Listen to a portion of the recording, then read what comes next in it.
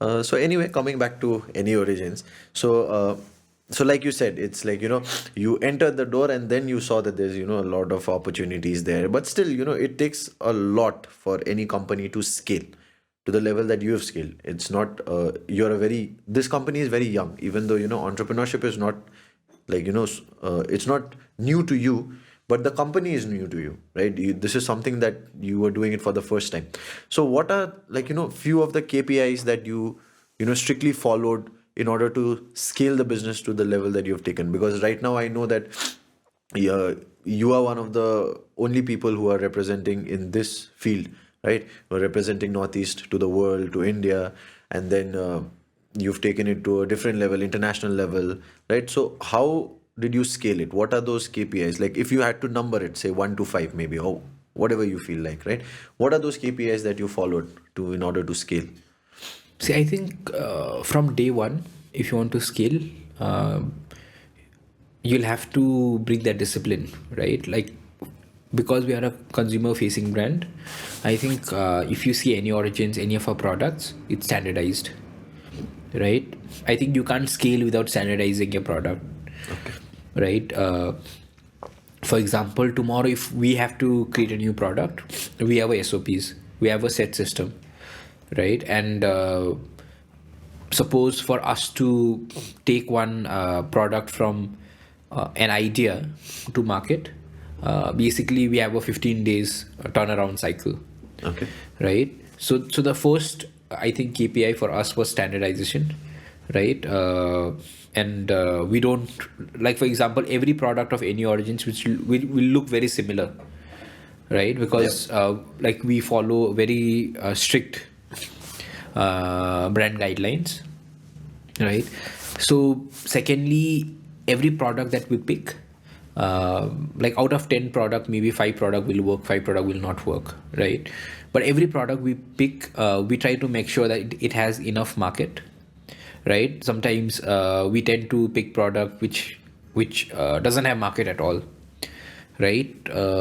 So, like, how do we analyze whether a product has market or not is not, uh, l- like, for example, we started selling Gundruk, right? And there was nobody selling Gundruk online, Okay. right? So, but people knew what Gundruk was. So that is how we identify whether consumer knows about a product and it's not available online, right? So we entered that category. So we always do a good market research, right, before we get into any product. Third thing is, I think one thing that you should, once you have a consumer brand, your unit economics has to be very clear, Yeah. right?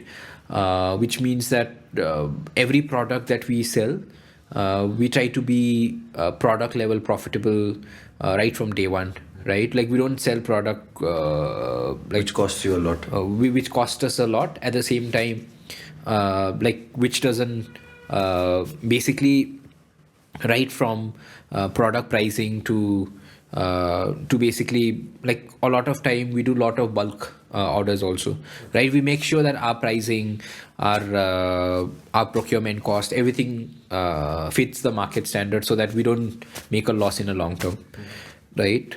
So unit economics is very important. Another thing is, we don't work on product which is not in abundance, like, in terms of raw material, Okay. right? Like, we don't pick a product until unless we know that we can basically sell online or supply to our partners throughout the year, right? A lot of times what we do is we pick products which are not available around the year, right?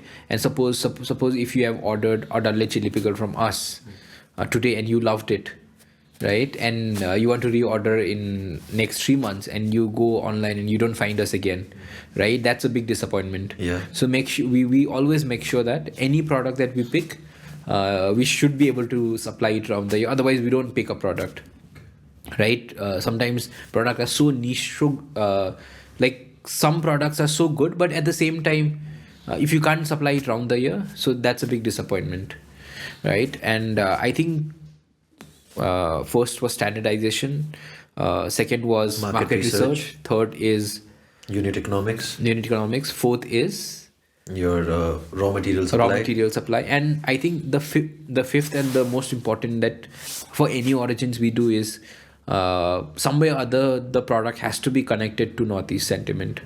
Okay. Right. So keeping it indigenous. Yeah, so that is one of the most important thing for us, because we don't want to start selling a product which a person from Northeast or a person from outside can't relate to with Northeast, right? Like, even though if it Yes.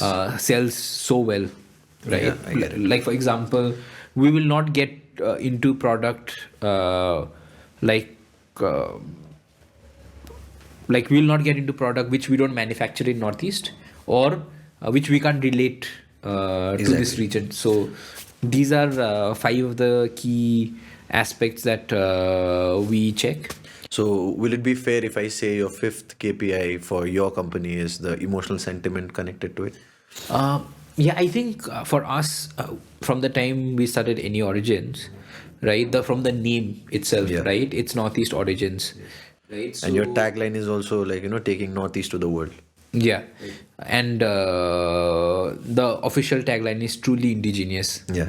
Right. So we don't go beyond that, right? And I think keeping for us to be intact in that particular sentiment, at least today the market might be small, but as we scale, if people can relate, like if somebody goes online and wants to buy a product from Northeast, and if they can think about us, I think we are set.